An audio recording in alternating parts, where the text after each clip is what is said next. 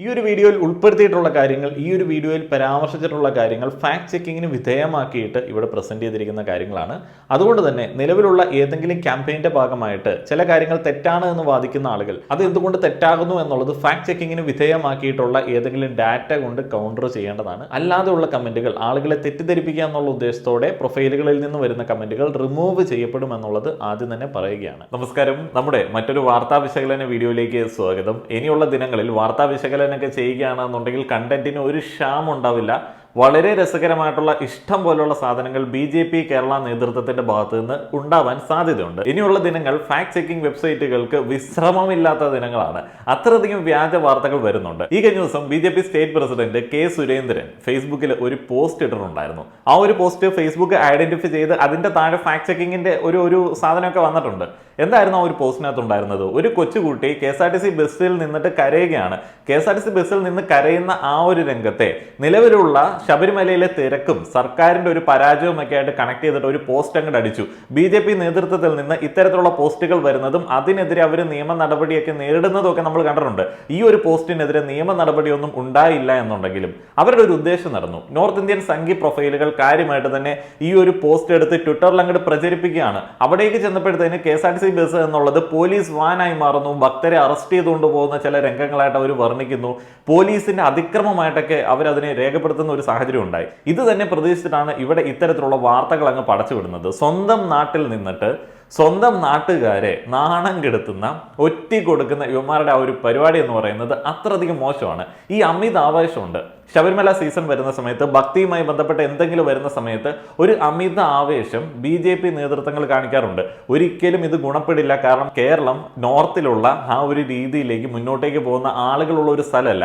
ഈ ഒരു അമിത ആവേശം കാരണമാണ് പലപ്പോഴും ഇവർക്ക് ഇവിടെ ക്ലച്ച് പിടിക്കാൻ പറ്റാത്ത ഒരു സാഹചര്യം വരുന്നത്. BJP എന്ന് പറയുന്നത്, കേരളത്തിലെ BJP എന്ന് പറയുന്നത് ഒരു നടന വിസ്മയം തീർക്കാനായിട്ട് ആഗ്രഹിക്കുന്ന ആൾക്കാരാണ്. ആക്ച്വലി സുരേഷ് ഗോപിയൊക്കെ നല്ലൊരു രാഷ്ട്രീയ പ്രവർത്തകനായിട്ട് വരാനായിട്ടുള്ള എല്ലാ ആർജവുമുള്ള ഒരു വ്യക്തിയാണ്.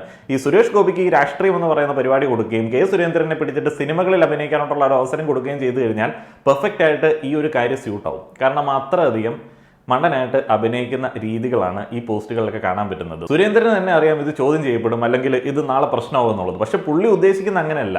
ഈ നഞ്ച് ഇങ്ങോട്ട് കലക്കി കഴിഞ്ഞാൽ ആരെങ്കിലുമൊക്കെ ഇങ്ങോട്ട് ചാകുവാണെന്നുണ്ടെങ്കിൽ കിട്ടിക്കോളും എന്നുള്ള ഒരു രീതിയിലേക്കാണ്. ഈ ഒരു ഘട്ടത്തിലാണ് നടൻ ദേവൻ BJP സംസ്ഥാന ഉപാധ്യക്ഷ സ്ഥാനത്തേക്ക് എത്തുന്നത്. വലിയ അത്ഭുതം നിങ്ങൾ കാണിക്കണം എന്നുള്ള തരത്തിലേക്കൊക്കെയാണ് നേതൃത്വത്തിൽ നിന്ന് ആളുകൾ പുറത്തേക്ക് പറയുന്നത്. എന്നാൽ നമുക്ക് വലിയ അത്ഭുതമൊന്നും തോന്നത്തില്ല. കാരണം അത്ഭുതപ്പെടേണ്ട ആവശ്യമൊന്നുമില്ല. വളരെ കാലങ്ങൾക്ക് മുൻപ് തന്നെ ദേവന്റെ രാഷ്ട്രീയ നിലപാടുകളൊക്കെ അദ്ദേഹം തുറന്നു പറഞ്ഞതും ആ ഒരു തരത്തിലേക്കുള്ള പ്രവർത്തനങ്ങൾ നടത്തിയതുമാണ്. പിന്നെ ഇത് എന്തിനിത്ര വൈകി എന്ന് വേണമെങ്കിൽ വെറുതെ ചോദിക്കാം. എന്തിനു വെറുതെ വൈകിപ്പിച്ചു എന്നുള്ളത് വേണമെങ്കിൽ ചോദിക്കാം. അദ്ദേഹവും അദ്ദേഹത്തിന്റെ കുട്ടികളുമൊക്കെ ഏത് അനുഭാവമുള്ള ആളുകളാണ്, എന്ത് ഭക്തരാണ് എന്നുള്ളതിനെ കുറിച്ചിട്ടൊക്കെ അദ്ദേഹം ഒരു വീഡിയോയിൽ പറയുന്നുണ്ട്. ജസ്റ്റ് അത് കാണിക്കാം. ഇന്ന് ഇത് കാണിക്കാതെ മുന്നോട്ട് പോകാൻ പറ്റത്തില്ല. കാരണം ഇതിനകത്ത് ചില സാധനങ്ങൾ മറ്റേ ആ ഫേസ്ബുക്ക് പോസ്റ്റ് ഇടുന്നത് പോലെ ചുമ്മാ ചില തള്ളൽ അങ്ങോട്ട് തള്ളി വിട്ടിട്ടുണ്ട്. സുരേന്ദ്രന്റെ ആഗ്രഹപ്രകാരം ഇവിടെ ബുൾഡോസർ രാജ് വരണമെന്നൊക്കെയാണ്. അപ്പോൾ ബുൾഡോസർ വന്നാലും അതിനേക്കാളും നല്ല ഫോഴ്സിൽ തള്ളാൻ പറ്റുന്ന രീതിയിലേക്കാണ് ഇവിടെയുള്ള നേതൃത്വങ്ങൾ. ആ ഒരു തള്ളിയിൽ പ്രധാനപ്പെട്ടതായിട്ട് കഴിഞ്ഞ ദിവസം കേട്ടതാണ് മോഡി ഇവിടെ വന്ന് മത്സരിക്കുന്നു എന്നുള്ളത്. BJPയെ വില കുറച്ച് കാണുന്നതോ അല്ലെങ്കിൽ ഇവിടെ അവർ തോൽക്കും എന്നുള്ള രീതിയിലേക്ക് പറയുന്നതോ ഒന്നുമല്ല. പലപ്പോഴും ഈ ഒരു തള്ളുകളാണ്, അമിതാവേശമാണ് ഈ പ്രശ്നം ഉണ്ടാക്കുന്നത്. ഇന്നലെ യുവമോർച്ച പ്രവർത്തകർ ഇവിടെ സമരം നടത്തി. സെക്രട്ടേറിയറ്റിലേക്ക് ഇടിച്ചു കയറാനായിട്ടുള്ള ഒരു ശ്രമമൊക്കെ നടത്തി. ആക്ച്വലി ഇവർ സമരം എന്ന് പറയുന്ന ആ ഒരു കാര്യം നടത്തുന്നത് ശബരിമലയിലെ അടിസ്ഥാന സൗകര്യങ്ങളെ കുറിച്ചിട്ട് പറഞ്ഞും അവിടുത്തെ തിരക്ക് നിയന്ത്രിക്കാൻ പറ്റാത്തതും ഒക്കെ പറഞ്ഞ് അതിവൈകാരികമായിട്ടാണ് ആ ഒരു സമരം നടത്തുന്നത്. സമരവുമായിട്ട് ഇവർ ചെല്ലുന്ന സമയത്ത് പ്രശ്നം പരിഹരിക്കപ്പെട്ടിരുന്നു. കരണം വിളികളുമായിട്ട് സമരം ചെയ്യാൻ ചെല്ലുന്ന സമയത്ത് പോലീസ് എങ്ങാനും ഇവരിൽ ഒരെണ്ണത്തിന്റെ ദേഹത്ത് കൈവച്ചിട്ടുണ്ടെന്നുണ്ടെങ്കിൽ, അല്ലെങ്കിൽ ഇവരിൽ ആർക്കെങ്കിലും എന്തെങ്കിലും ഒരു കുഞ്ഞ് ചോരപ്പൊടി എവിടെയെങ്കിലും പറ്റിയിട്ടുണ്ടെന്നുണ്ടെങ്കിൽ അതൊരു ആയുധമാക്കാം എന്നുള്ളതായിരുന്നു ഇവരുടെ ഒരു അപ്രോച്ച്. എന്നാൽ ഇവിടെ പോലീസിനെ വെച്ചിട്ടും രാഷ്ട്രീയം കളിക്കുന്ന ഒരു ഭരണ നേതൃത്വം ഉള്ളതുകൊണ്ട് അവരിവരെ തൊടാനായിട്ട് നിന്നില്ല. ഒന്നും ചെയ്തില്ല. ഇവന്മാർ മറ്റേ മുണ്ടെടുത്ത് തലയെ കെട്ടി ആ ഒരു ബാരിക്കേഡിന്റെ മുകളിൽ കയറി ഇരുന്നിട്ട് പോലും ആരും ഒന്നും മൈൻഡ് ചെയ്യാനായിട്ട് പോയില്ല. BJP കോൺഗ്രസ് പ്രതിഷേധങ്ങളെ നേരിടുന്ന കാര്യത്തിൽ പോലീസിന് വ്യക്തമായിട്ടുള്ള ഒരു അജണ്ടയുണ്ട്. ഭരണ നേതൃത്വത്തിൽ നിന്ന് വ്യക്തമായിട്ടുള്ള ഒരു അജണ്ടയുണ്ട്. കോൺഗ്രസ്സുകാരോ അല്ലെങ്കിൽ ആ ഒരു പക്ഷത്ത് നിന്ന് ആരെങ്കിലും വന്നു കഴിഞ്ഞാൽ നല്ല രീതിയിൽ ബാക്കി ഈ കമ്മ്യൂണിസ്റ്റ് അനുഭാവികൾക്ക്, SFIക്കാർക്ക് അല്ലെങ്കിൽ DYFIക്കാർക്ക് അടിക്കാനും ഇടിക്കാനായിട്ടുള്ള സൗകര്യങ്ങൾ ചെയ്തു കൊടുക്കുകയും എന്നാൽ ഈ ഒരു സൈഡിൽ നിന്നിട്ട് BJP സൈഡിൽ നിന്ന് ആരെങ്കിലും വന്നു കഴിഞ്ഞാൽ മൈൻഡ് ചെയ്യത്ത് പോലുമില്ല. കാരണം മൈൻഡ് ചെയ്ത് കഴിഞ്ഞാൽ ഗുണമായാലോ എന്നുള്ളൊരു ചിന്തയുണ്ട്.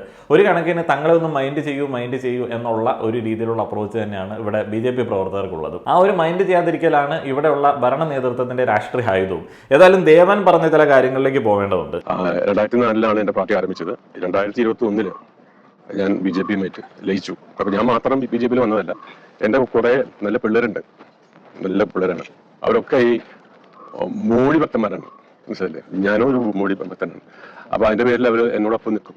അപ്പൊ അങ്ങനെ ഒരു ഇത് വന്നു. അങ്ങനെ കുറച്ച് കാലങ്ങളുടെ ശേഷം എന്റെ മനസ്സിൽ വന്നു. ഇപ്പോൾ അത് ടേക്കപ്പ് ചെയ്തത് K. സുരേന്ദ്രൻജിയാണ്. അദ്ദേഹമാണ് കഴിഞ്ഞ ആഴ്ച ഇതിനൊരു ഇനീഷ്യേറ്റീവ് എടുത്തത്. അദ്ദേഹത്തിന്റെ ഒരു ഇനീഷ്യേറ്റീവാണ് ഇപ്പൊ ഞാൻ നിങ്ങളുടെ മുമ്പിൽ നിൽക്കുന്നത്. അദ്ദേഹം പറഞ്ഞു ഇങ്ങനെ ഒരു സംഗതി ഉണ്ട്, അത് നമുക്ക് ചെയ്യണം. ഞങ്ങളിങ്ങനെ ഉപാധ്യക്ഷൻ എന്ന സ്ഥാനം ഞങ്ങൾ ദേവൻജിക്ക് തരാൻ പോവാണ്.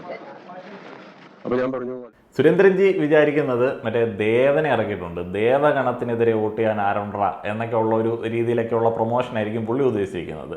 ഇതുകൊണ്ടൊക്കെ എന്തെങ്കിലും ബലം ഉണ്ടാവുമോ എന്നുള്ളത് എനിക്കറിയില്ല. ഇവർ ഈ നടന വിസ്മയങ്ങളെ പാർട്ടിയിലേക്ക് കൊണ്ടുവരുന്നതിൻ്റെ പിന്നിലുള്ള ഉദ്ദേശം എന്താണ് എന്നുള്ളതിനെ കുറിച്ചിട്ട് നമുക്ക് പ്രത്യേകിച്ച് ഒരു ഐഡിയയും കിട്ടത്തില്ല. ഇവരുടെ ആ ഒരു പ്ലാനിനകത്ത് ഈ ഒരു ഐഡിയ എങ്ങനെ വരുന്നു എന്നുള്ളത് അറിയില്ല. കേരളത്തിൽ അങ്ങനെയുള്ള ഒരു വികാരമുള്ള ആളുകൾ തീരെ ഇല്ല. ഈ സിനിമാ നടന്മാരുടെ ഇൻഫ്ലുവൻസിൽ സപ്പോർട്ട് ചെയ്യുന്ന ആൾക്കാരില്ല. അല്ലെങ്കിൽ നമ്മുടെ സുരേഷ് ജിയൊക്കെ പോലെ കാര്യമായിട്ട് തന്നെ ഇറങ്ങി അങ്ങോട്ട് കളിക്കണം.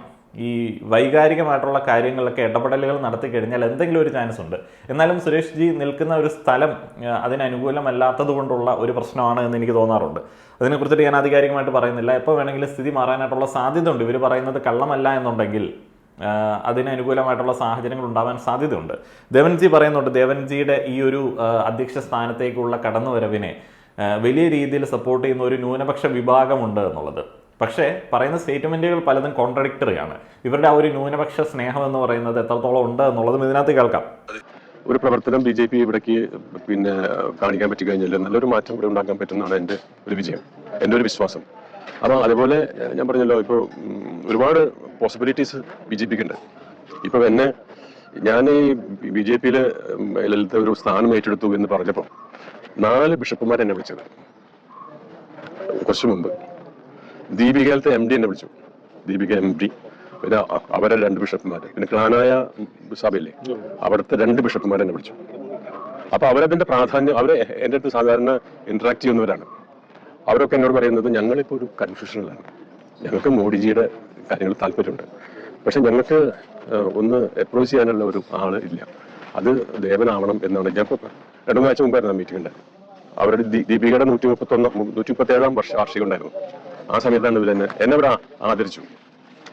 ഞാൻ ആലോചിച്ചു, ദീപിക പോലൊരു പത്രം, അതുപോലെ ഈ കാത്തലിക് സഭ എന്നെ ആദരിക്കേണ്ട ഒരു കാര്യം, ഞാൻ അത്ര വലിയൊരു ആളല്ല. നിലവിലത്തെ സാഹചര്യത്തിൽ സഭാ നേതൃത്വങ്ങൾ തുറന്നുള്ളൊരു പ്രഖ്യാപനം BJPക്ക് അനുകൂലമായിട്ട് നടത്താനായിട്ടുള്ള ഒരു സാധ്യതയില്ല. അതേപോലെ തന്നെ വിശ്വാസികളിൽ പല ആളുകളും നേതൃത്വത്തിന് അനുസരിച്ചിട്ടുള്ള ചിന്താഗതിയിലേക്ക് വരുന്ന ആൾക്കാരല്ല. ഇവിടെ ആകെ BJPയെ സപ്പോർട്ട് ചെയ്യാനായിട്ട് അനുകൂലമായിട്ട് നിൽക്കുന്നത് മറ്റേ അബ്രഹാമിക് റിലീജിയൻസ് തമ്മിലുള്ള ആ ഒരു അകൽച്ചയും ഈ കഴിഞ്ഞ ഇടയ്ക്ക് ഉണ്ടായ കമ്മ്യൂണിസ്റ്റ് പാർട്ടിയുടെ ഹമാസ് അനുകൂല നിലപാടുകളൊക്കെയാണ്. ആ ഒരു കാര്യം എടുത്ത് ഇലക്ഷൻ പ്രചാരണത്തിന് വേണ്ടി യൂസ് ചെയ്തെങ്കിൽ പോലും മണിപ്പൂർ എന്ന് പറയുന്ന ഒരു കാര്യം അവിടെ അപ്പോഴും വലിയൊരു ചോദ്യമായിട്ട് തന്നെ നിലനിൽക്കുന്നുണ്ട്.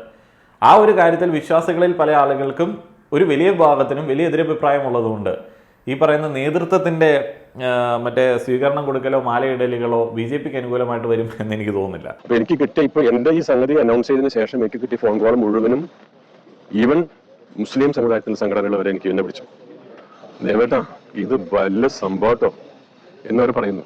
അപ്പൊ അവിടെ വന്നപ്പോഴത്തേന് അദ്ദേഹത്തിന്റെ കയ്യിൽ നിന്ന് പോയി. അതേതോ തൃശ്ശൂരുള്ള ഏതോ ക്രിസ്ത്യൻ മാപ്പിള സംസാരിക്കുന്ന ഒരു ഭാഷാശൈലിയിലേക്ക് വന്നു. ദേവേട്ടാ എന്താട്ടാ എന്നൊക്കെ പറഞ്ഞിട്ടുള്ള ഒരു രീതിയിലേക്ക് ഈ ന്യൂനപക്ഷ പ്രീണനം, ഈ മുസ്ലിം സ്നേഹമൊക്കെ ഇതിനകത്തേക്ക് കാണിച്ചിട്ട് മറ്റേ ക്രിസ്ത്യൻ വിഭാഗങ്ങളെ കൂടെ ചേർത്ത് നിർത്തിയിട്ട് ഉള്ള ഒരു പ്ലാനിലേക്ക് എങ്ങനെ ഇത് വർക്കൗട്ട് ചെയ്യിച്ചെടുക്കും എന്നുള്ളതിനെ കുറിച്ചിട്ട് എനിക്കറിയില്ല. എല്ലാത്തിനെയും കൂടെ ഒത്തൊരുമിച്ച് കൊണ്ടുപോകാൻ പറ്റുന്ന പാർട്ടി എന്ന് പറയുന്നത് ഒരിക്കലും BJP ആവില്ല. BJPക്ക് ആ തരത്തിലുള്ള ഒരു നേട്ടവും ഇവിടെ ഉണ്ടാവില്ല. ആ ഒരു നേട്ടം എടുക്കുന്ന ആൾക്കാരാണ് ഇവിടെ ഭരിക്കുന്ന ആൾക്കാർ. അവരോടുള്ള ഒരു എതിർപ്പ് സഭാ വിഭാഗങ്ങൾക്കുള്ളത് കൊണ്ടാണ് BJPക്ക് പിന്നെ എന്തെങ്കിലും സാധ്യത ഉള്ളത്. ഞാൻ പറഞ്ഞ ജനങ്ങൾ തമ്മിലുള്ള അകൽച്ചയുണ്ട്. ഇപ്പോൾ ഈ കേരളത്തിലെ ഏറ്റവും വലിയ പ്രശ്നം എന്താണെന്നറിയോ? ഒരു മതം വേറൊരു മതത്തിന് ഇഷ്ടമില്ല, ആ മതം വേറൊരു മതത്തിന് ഇഷ്ടമില്ല. അപ്പൊ എന്റെ ഒരു ദൗത്യം ഈ മതങ്ങൾ തമ്മിലുള്ള ഒരു ബ്രിഡ്ജാണ്, ഒരു പാലം. അവരുടെ ആകാംക്ഷകള്, അവരുടെ സംശയങ്ങൾ തീർക്കാനായിട്ട് ഞാൻ വിചാരിച്ചാൽ നടക്കും. അവർക്ക് കാലാകാലങ്ങളിൽ ഉണ്ടാക്കിയിട്ടുള്ള മീഡിയ ആൻഡ് ഓപ്പോസിഷൻ പാർട്ടികൾ ഉണ്ടാക്കിയിട്ടുള്ള ഒരു മാനസികമായ അടിമത്തമുണ്ട്. BJPയും RSSും ഭീകരന്മാരാണെന്നുള്ള ഒരു തെറ്റായ ധാരണ ഉണ്ട്. അതിനെ മാറ്റാനായിട്ട് ഭീകരന്മാരാണ് എന്നുള്ള തരത്തിലേക്ക് കേരള ജനതയ്ക്ക് ഒരു ചിന്തയുണ്ടെന്ന് എനിക്ക് തോന്നുന്നില്ല. കള്ളം പറയുന്നത്, വെറും കള്ളത്തരം പറയുന്നവന്മാരാണ് എന്നുള്ളൊരു ഒരു ചിന്തയിലേക്കാണ് പോയത്. പണ്ടൊക്കെ ഉണ്ടായിരുന്നു RSS ഭീകരതയെ സപ്പോർട്ട് ചെയ്യരുത് എന്നുള്ള തരത്തിലുള്ള ഇതൊക്കെ ഉണ്ടായിരുന്നു. എന്തോ കേരള നേതൃത്വത്തിലേക്ക് വന്നപ്പോഴത്തേന്, അല്ലെങ്കിൽ ഈ സൈബർ പോരാട്ട വേദിയിലേക്ക് ഇവർ കടന്നു വരുമ്പോഴത്തേന് ചുമ്മാ കള്ളം പറയുന്ന, ഒരു അടിസ്ഥാനമില്ലാത്ത കള്ളം പറയുന്ന ഒരു കൂട്ടം ആൾക്കാരെയാണ് കാണാൻ സാധിക്കുന്നത്. അനിൽ ആന്റണി കഴിഞ്ഞിടയ്ക്ക് വലിയ കള്ളം പറഞ്ഞ് പിടിക്കപ്പെട്ട ഒരു വ്യക്തിയാണ്. കോൺഗ്രസും ഈ ഒരു ഘട്ടത്തിൽ കണ്ണും പൂട്ടി വാർത്തകൾ ഷെയർ ചെയ്തിട്ടുള്ള ആൾക്കാരാണ് കേട്ടോ. ഈ കള്ളം പറയുന്ന ആൾക്കാർ എന്ന് പറയുന്നത്, അല്ലെങ്കിൽ ജനങ്ങളെ പറ്റിക്കുന്ന ആൾക്കാർ എന്ന് പറയുന്നത്, മുതലെടുപ്പ് എന്ന് പറയുന്നത് കേരള ജനത ഈ വിദ്യാഭ്യാസത്തിലും വകതിരിവിലും മുന്നിൽ നിൽക്കുന്നു എന്ന് പറയപ്പെടുന്ന കേരള ജനത വളരെയധികം ശ്രദ്ധിക്കുന്ന ഒരു കാര്യമാണ്. ഈ അവസാന ഘട്ടത്തിലുള്ള അമിത ആവേശമാണ് ഇവർക്ക് ഒരിറ്റ് പോലും നിലം തൊടാൻ പറ്റാത്ത ഒരു സാഹചര്യം സൃഷ്ടിക്കുന്നത്. ഇവിടുത്തെ ഏറ്റവും വലിയ പ്രശ്നം ഇതാണ്. ഈ മതങ്ങൾ തമ്മിലുള്ള അകലുണ്ട്. കാണുമ്പോൾ ഒക്കെ വലിയ കെട്ടിപ്പുറത്തിട്ടുണ്ടെങ്കിലും അകത്ത് ഉള്ളിൻ്റെ ഉള്ളിൽ ഒരു ഭയമുണ്ട്. അപ്പോൾ ക്രൈസ്തവ സഭയിലും നമ്മുടെ ഇസ്ലാം മതത്തിലുള്ള ആ ഭയത്തെ നമ്മൾ ഇതേവരെ അഡ്രസ് ചെയ്തിട്ടില്ല. അത് അഡ്രസ് ചെയ്തിട്ട് ആ ഭയം മാറ്റിയെടുത്താൽ മാത്രമേ നമുക്ക് BJPക്ക് ഇതിനകത്ത് എൻട്രി ഉണ്ടാവുള്ളൂ. ഉപയോഗിച്ചില്ല. അദ്ദേഹം ഒരു സ്റ്റേറ്റ്മെന്റ് ഇറങ്ങിയിട്ടുണ്ടായിരുന്നു. അദ്ദേഹം പറഞ്ഞതെന്ന് വെച്ചാൽ, ഒരു ഹിന്ദു മുസ്ലിംസിനെ ഇന്ത്യയിൽ നിന്ന് ഓടിക്കണം എന്ന് പറയുന്ന ഒരു ഹിന്ദു അല്ലാന്ന്. ഇത് എന്റെ വാക്കല്ല, മോഹൻ ഭഗവത്ജിയുടെ ഒരു സ്റ്റേറ്റ്മെന്റ് ആണ്. ഒരു 4-5 വർഷങ്ങൾക്ക് മുമ്പ്. ഒരു Hindu who wants to send all Muslims from India is not a Hindu എന്നാരാ പറയുന്നത്? മോഹൻ ഭഗവത്ജി.